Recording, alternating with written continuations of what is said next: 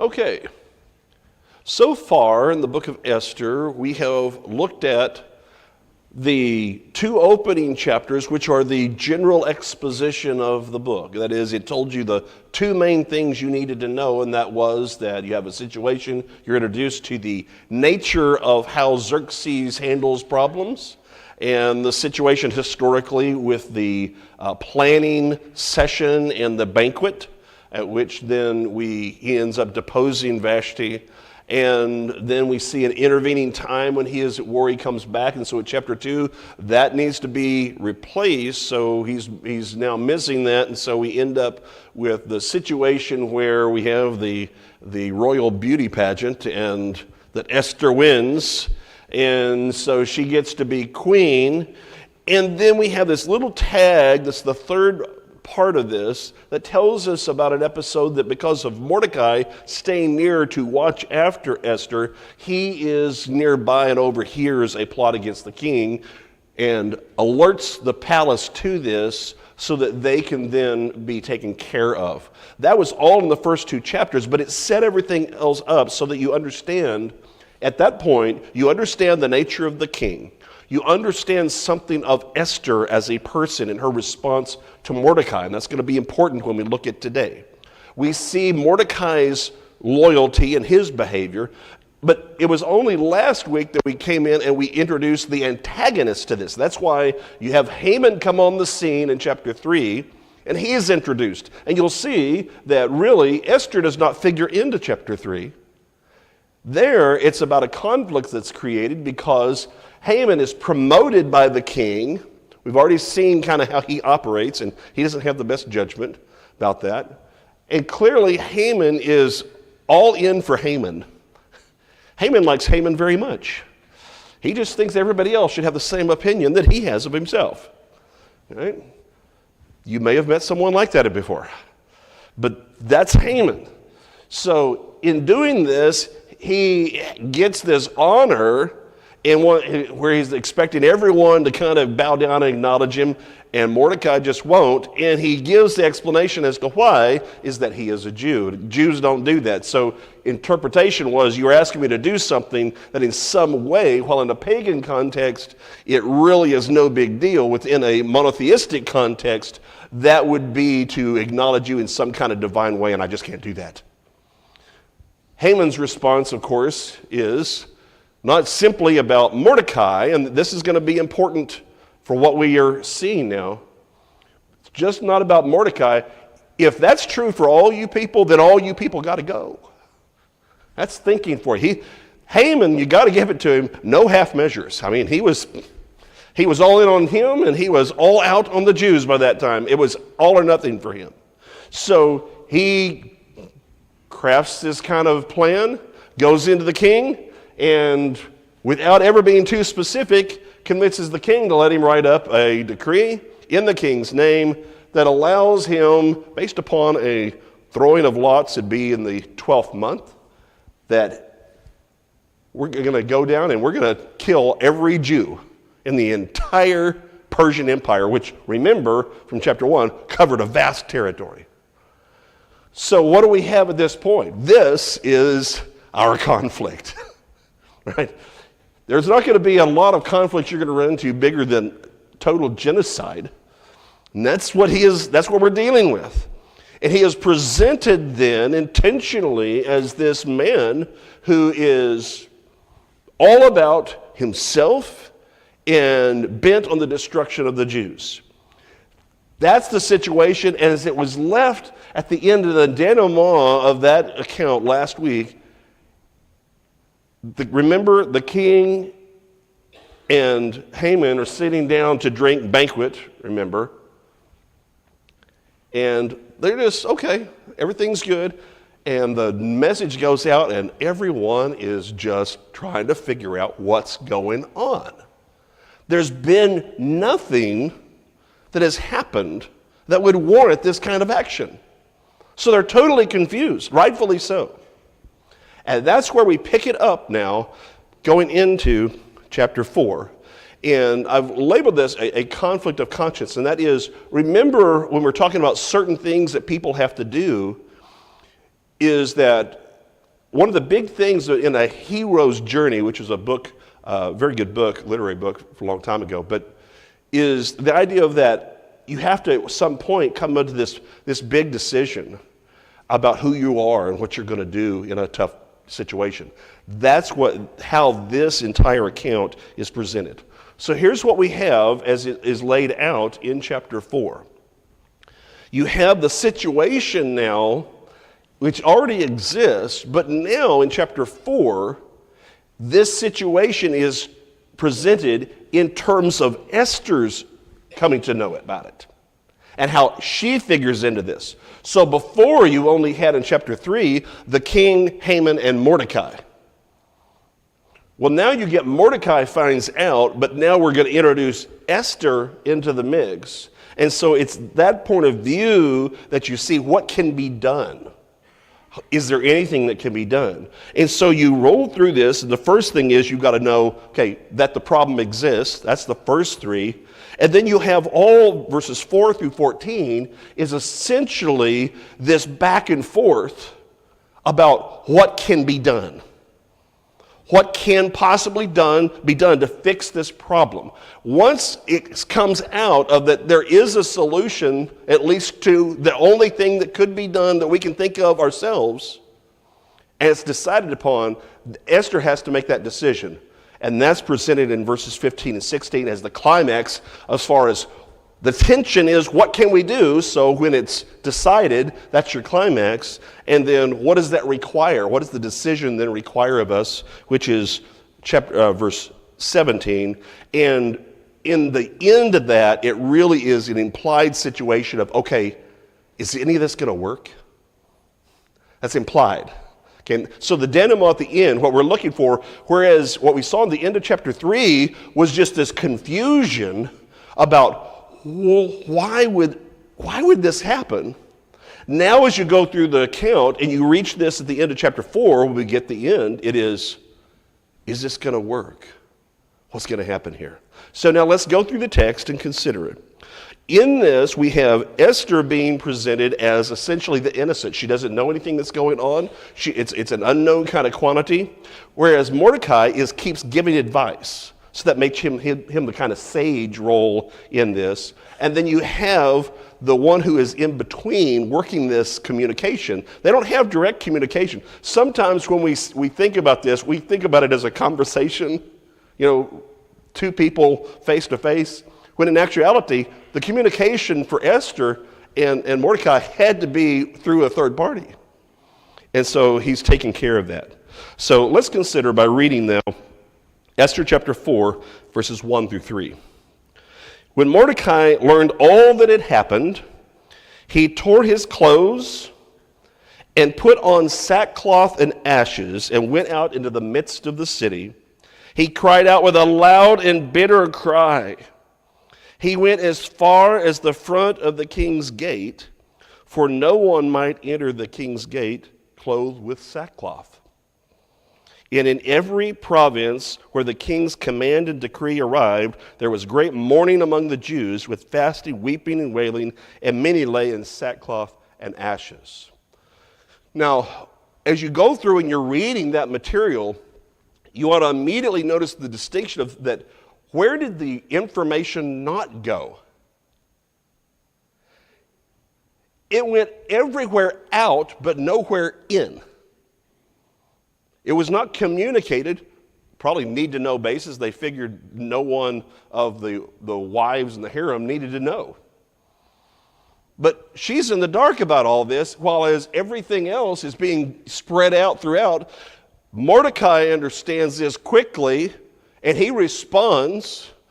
All the Jews, as they get the message, you're wanting to kind of get this sense, as the people that have been sent out on horseback to deliver this message, whether tacking it up or getting it to someone to read, in every community in which there are Jews, as they're spreading throughout the Persian Empire, that as that is read, every community of Jews responding in this way, so that you just get a spread of the disbelief, the fear, and the sorrow The key when we go through all of these things is, as we read and study this, don't approach it knowing the end. If you approach everything knowing the end, you will not appreciate the emotions of the moment as you study it and you're thinking about these people. And that, therefore, it becomes where you don't appreciate what they're going through, which is key if we're going to learn anything about this, is to realize what's actually happening. So what you have is that they are in real trouble, and they can't do anything. They're subjects. It's not like they can immigrate. They're stuck there. They're just spending the year waiting for the day they're going to be killed. That's what this says. So this is the situation in which he finds himself, but it is important where you find that Haman placed himself. He's got to react, but he has to change his place and move where he normally is, which is inside, to just outside the king's gate, so he can adjust his clothing, sackcloth and ashes, to truly mourn. That shift, it's the change that gets the attention, and that's what's important here. So you have a process through here that he learns about the edict. And, well, all of this had in many ways been kind of just quiet between them. This is how he learns of it too. Mordecai isn't given some kind of special notice. So you realize what that means is that he doesn't even have the personal knowledge that it's about him specifically. That was not part of this. But it doesn't matter. He knows what that means for him. He knows what it means for his people, and so he responds with total, huge grieving in that moment. The placement, the grieving is for the situation. The placement is important, though, too, because he already knows what has to be done. So he approached, verse 2, and got as close as he could, keeping the law, to be noticed. He needs Esther to notice, because he's already figured out that that's the only thing he can come up with on his own that he can do that could in any way change this situation.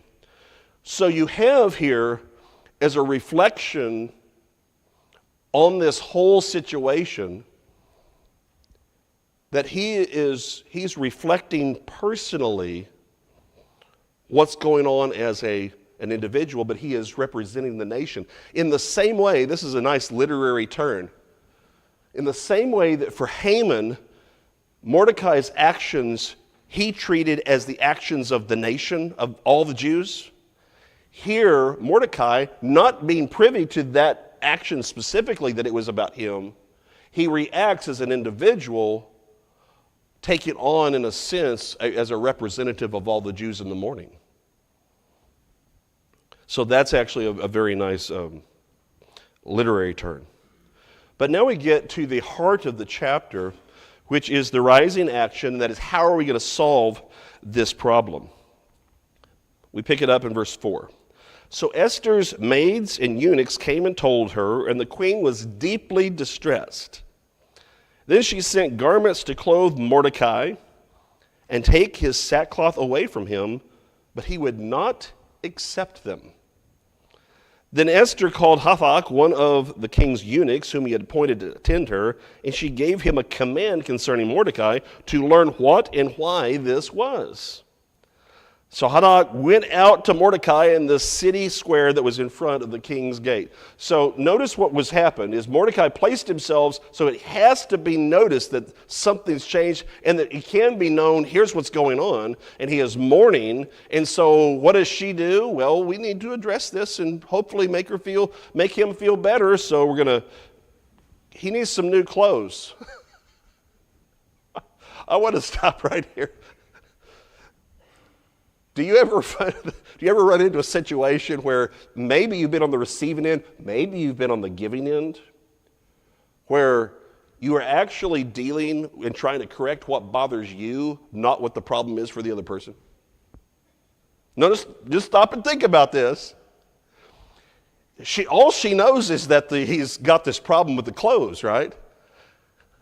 Doesn't even ask the why specifically. We're going through what's going on. So the problem is, well, we need to fix his clothes. Is that what it is? So there's nothing that new shoes will not solve. That's right. Okay. I got you, Mel. We got it. So it's very public display, though. Now, and Mordecai told him all that had happened to him, and the sum of money that Haman had promised to pay into the king's treasuries to destroy the Jews. Okay, so he's recounting. Now he's put it together. Why this had to have happened, and now he's found out about the money, and what the end is. He's to tie to the Jews. He also gave him a copy of the written decree for their destruction, which was given at Shushan, that he might show it to Esther and explain it to her, and that he might command her to go into the king to make supplication to him and plead before him for her people. So Hathach returned and told Esther the words of Mordecai. All right, so he says, okay, here's what you need to relay. So he recounts all of the situation. Okay, here's what has to have happened. I didn't make Haman happy. He's mad at me. He's taking it out on all the Jews. Here's the decree, evidence. You don't believe me? You don't think this is serious enough to why I ought to be in this situation? Here's why. Read it for yourself.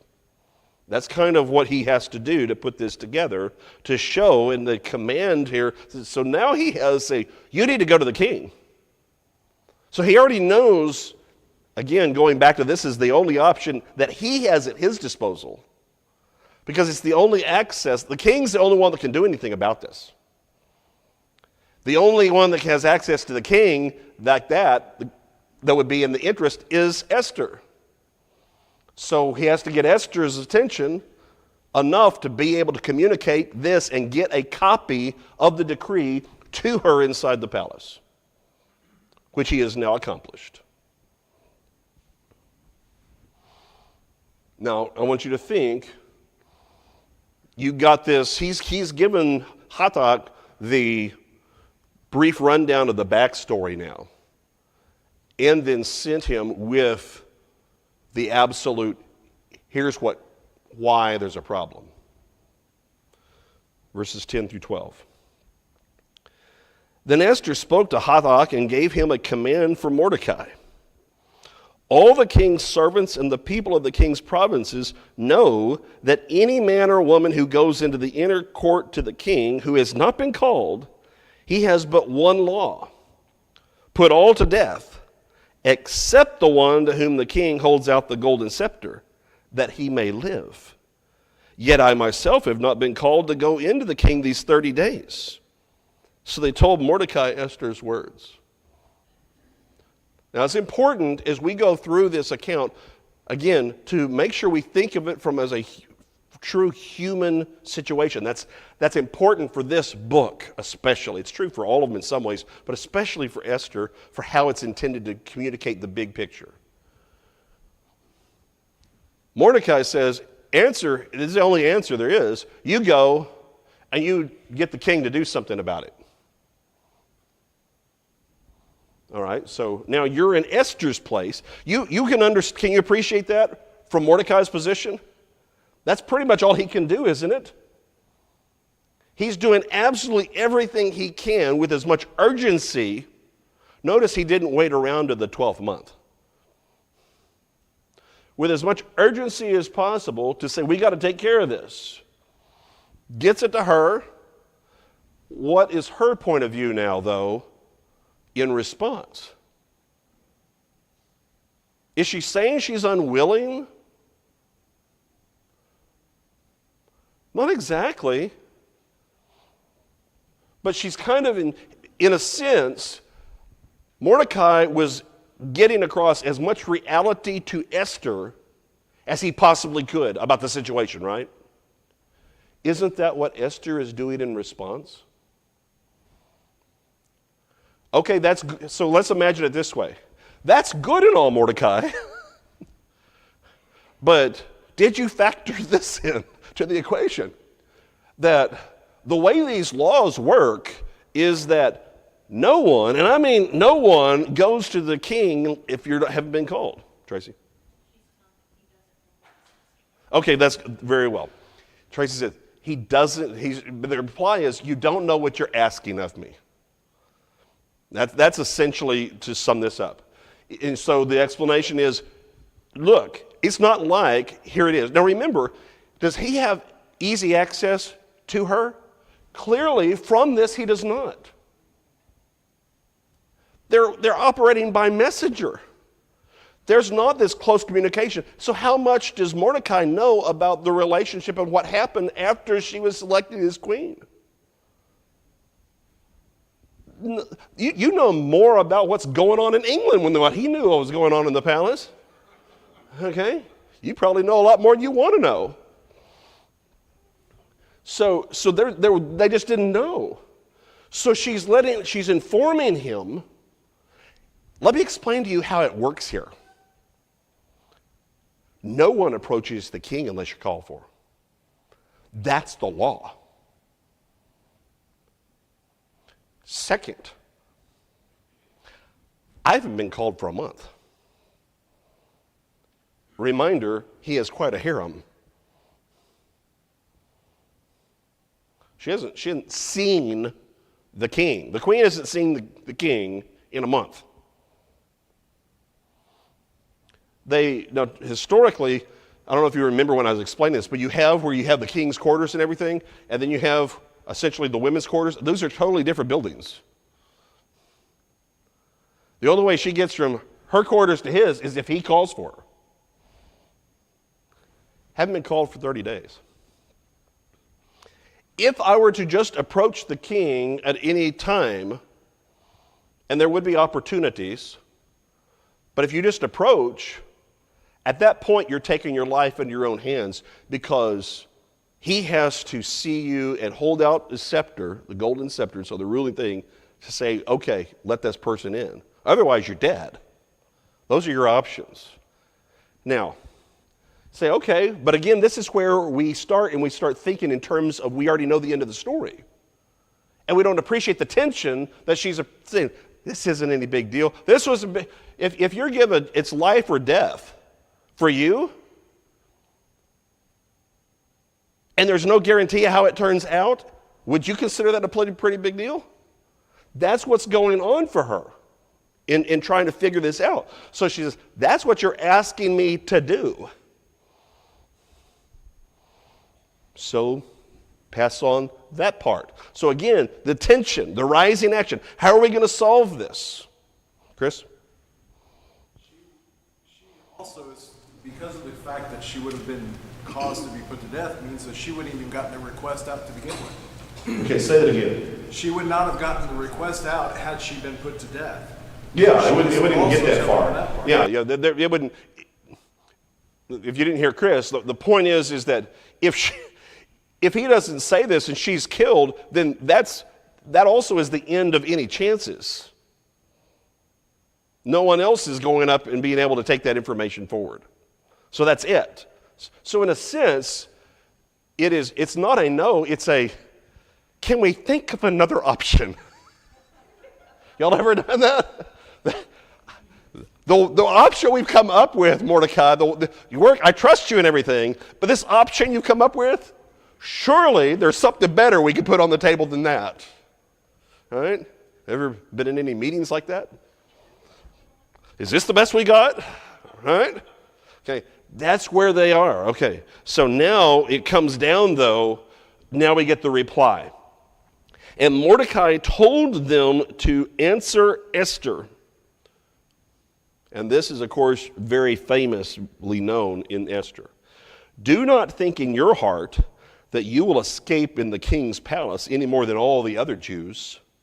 For if you remain completely silent at this time, relief and deliverance will arise for the Jews from another place, but you and your father's house will perish.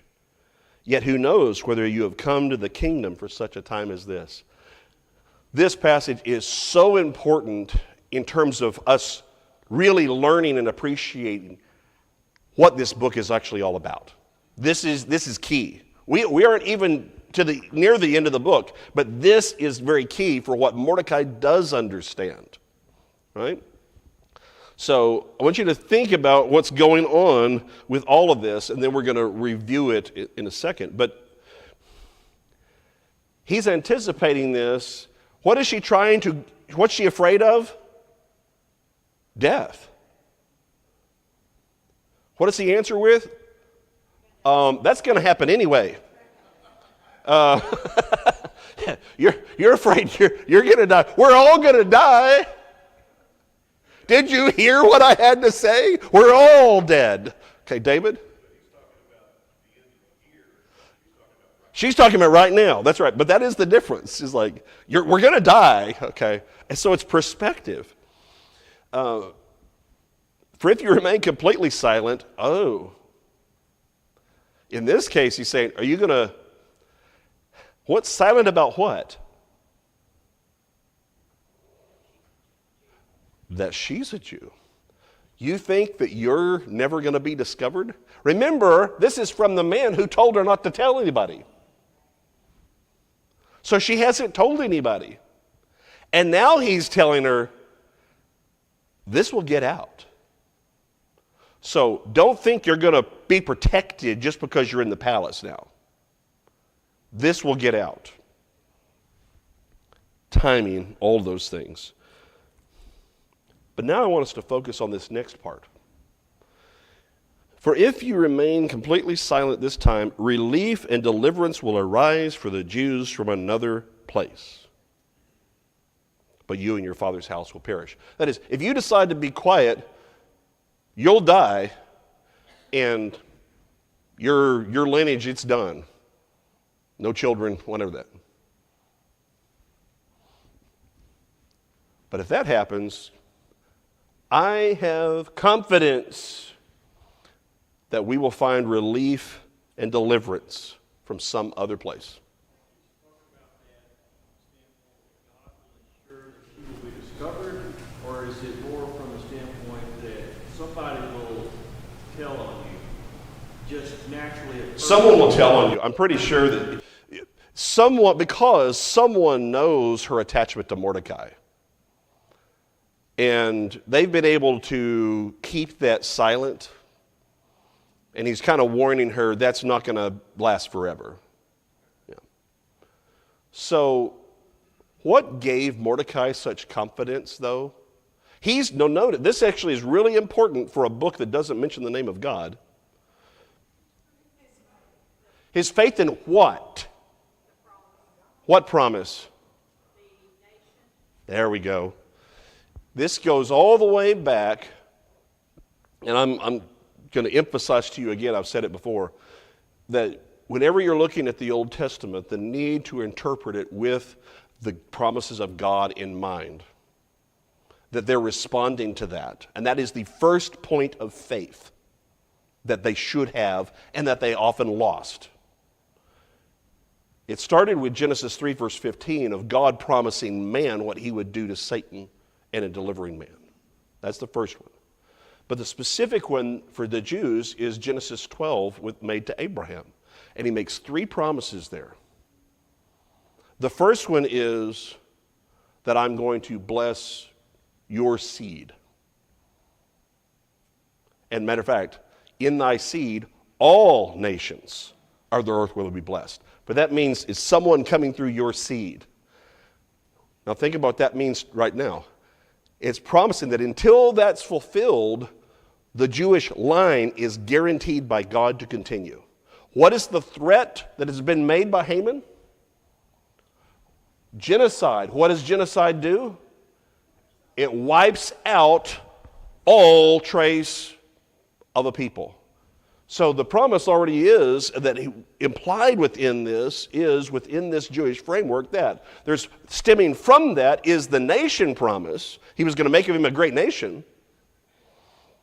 Now the Jews later, they made the nation promise, gave it more prominence than the seed promise. That was the big problem they had in the first century, is they valued the nation promise more than they did the seed promise. And of course with this, the land promise, that doesn't really enter into this. But those are the three promises that are made in Genesis chapter 12, 1 through 3. And specifically that nation and the seed promise is key to understanding how there could be this kind of confidence. That, in other words, I want you to understand this is not, I do not think that you see in the way this is written, Mordecai simply expressing some kind of over-optimism or anything. I think this is faith. Notice, though, how this works. It's faith in the end without knowing the means. Faith that the Jews will be delivered, but not having a clue how. But if there is faith in that the Jews will be delivered, even not knowing the how, what are my responsibilities? To do everything in my power to act toward that end. And that's what he has done. And that's what he's communicating to Esther, is that you need to learn that this is going to happen for the Jews because God's not done with them yet. Now, I want you to put this into a now historical context. The Jews have gone through captivity. And they have come out of captivity. This is happening, remember, they came out of captivity in around 536 BC. But they came out of captivity to go home to poverty. Many of them were still spread and they never went home. That was their situation, essentially. The temple is rebuilt. We're past all of that. And we go several years now. We're now like 50 years from that. But there's enough understanding that what has God done? Even he's been faithful to his promise even through captivity. And he's told them that the only reason he saved them was not about them, but it was about what he was doing through them. And that's where you have Mordecai's faith. Yet who knows whether you have come to the kingdom for such a time as this? He is pondering the possibilities of providence.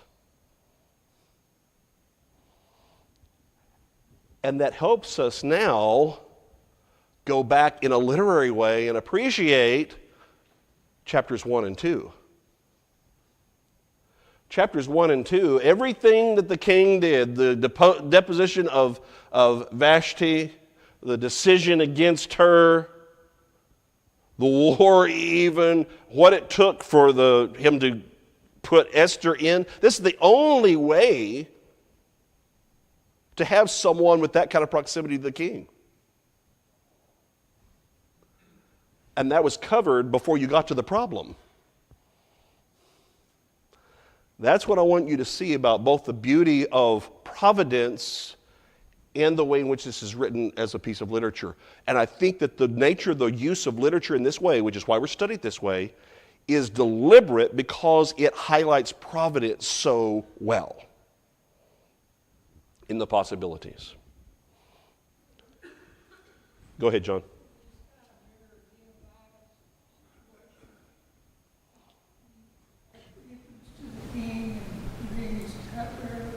Somewhat. I see what the contact is multiple times. That's a good point to bring up. How many times did God use people with some association to the king? You go all the way to Joseph, which was another clear example of providence. of being placed in a situation ultimately to save his family, that kind of thing. You go through and you think about Daniel, situation he was in, close proximity to the king. You come down to now your example of Nehemiah, close proximity to the king.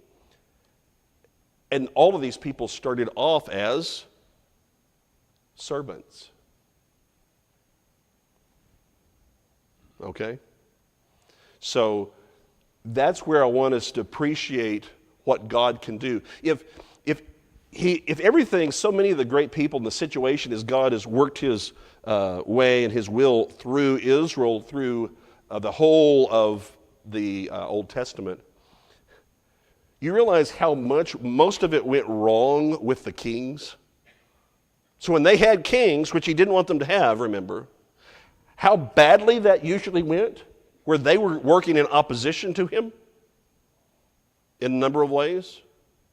And yet God, through the centuries, took people who were in no position of power and lifted them up to association with an outside power to more effectively get done what God wanted done. That is key to appreciate and understanding how God works and can work providentially. Is that they're all still making these decisions, but with omniscience, God knows all these things about us, how we react, and can put those things and push certain things together. We never have a problem with free will. It's not being in any way pushed against it. We're making what is a natural decision. But God, in putting people in the right places, allows for his will to work through it.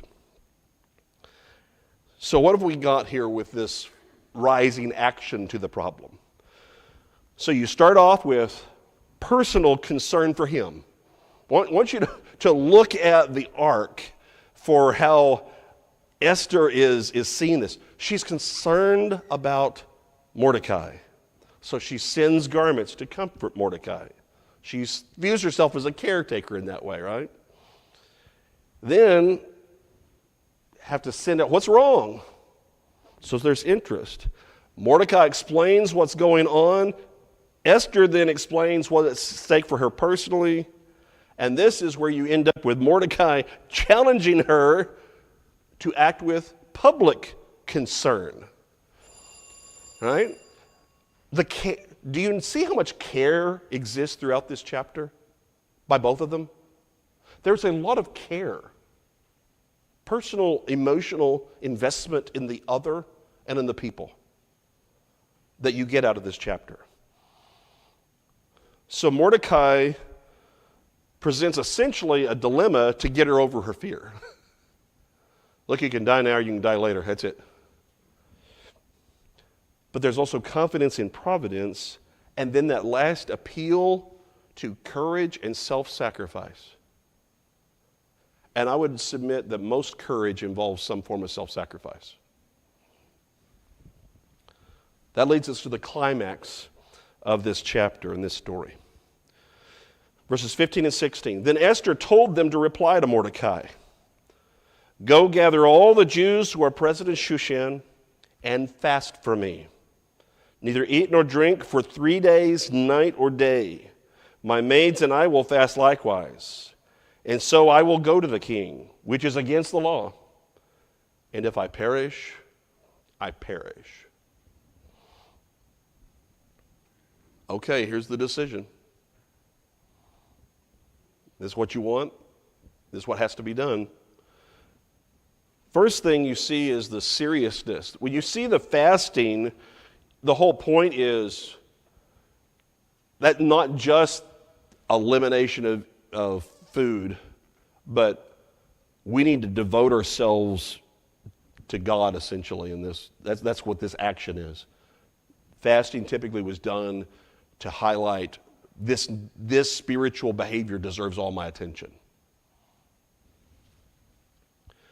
So you've got to make sure I need as much going for me as possible. Get all the people together that are at least within the city, and we are going to be united in this to take it seriously and then I'm going to go to the king, again, emphasize, which is against the law. That is, I don't have any natural right to do this. A reminder, I know what's going on. That hasn't changed. The objection she had hasn't actually changed. The difference is her determination. And that's the statement, and if I perish, I perish. If I die, so be it. This has historically been something that students say on the day of a test. I'm not making that up. So, in some ways you could consider this, and I think you get this, a little bit of fallen action, but I don't think so. I think it is climax of, here's the decision finally made. So you've got her calling for a fast. That's about seriousness, but it's about also the care. It's serious, accepting reality, accepting consequences. That is, you do what must be done, understanding you have to accept the consequences. A lot of people today, they want to have the heart for the cause and everything, but they don't want to accept the consequences. That is, I want to be all in on this cause, but then if you're going to hold me accountable for what I do, well, then you don't appreciate my cause. No, that's what the consequences are. Are you in on the cause or not? She's all in. Mordecai is all in. That's what it takes. So that brings us now what I think is the falling action in verse 17. So Mordecai went his way and did according to all that Esther commanded him. What can you do after she said this? Well, that's the plan.